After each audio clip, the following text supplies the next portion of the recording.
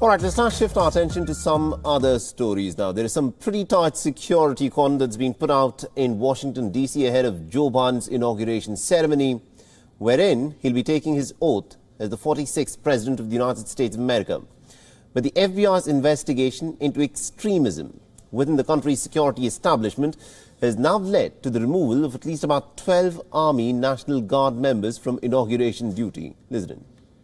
10 that were identified by the FBI, and I can't speak to the level of vetting that they do, but I know it's they said it's a standard they do for all inaugurations for participants. With the other two, they're separate from those 10 for a total of 12. One was identified by the chain of command, and another one was identified through anonymous reporting. Now, defense officials say that it was a part of a security vetting process to ensure that none of the troops had any kind of ties to extremist groups. Now, the National Guard Commander General Daniel Hokanson has said that the 2 of the 12 troops were removed from duty for making what are described as inappropriate comments or texts on their social media handles. We're not going to get into what the comments and texts were, other than to say that they were inappropriate, and they rose to the level that, in one case, the chain of command flagged them and made a determination to remove them.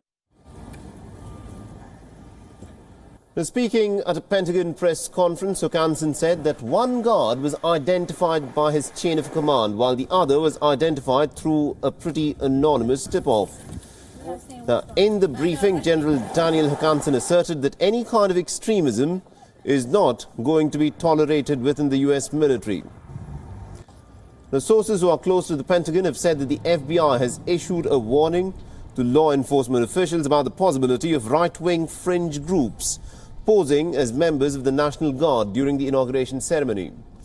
The news, of course, comes as there are now approximately, it is being estimated, about 25,000 National Guard troops on the ground in Washington, D.C. ahead of the inauguration ceremony.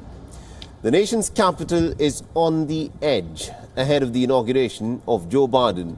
While much of Washington has been shut down following the deadly riots in the U.S. Capitol on the 6th of January, defense officials have sought to reassure the public the troops sent to protect the inauguration have been fully vetted, and therefore there is nothing to worry for the Americans.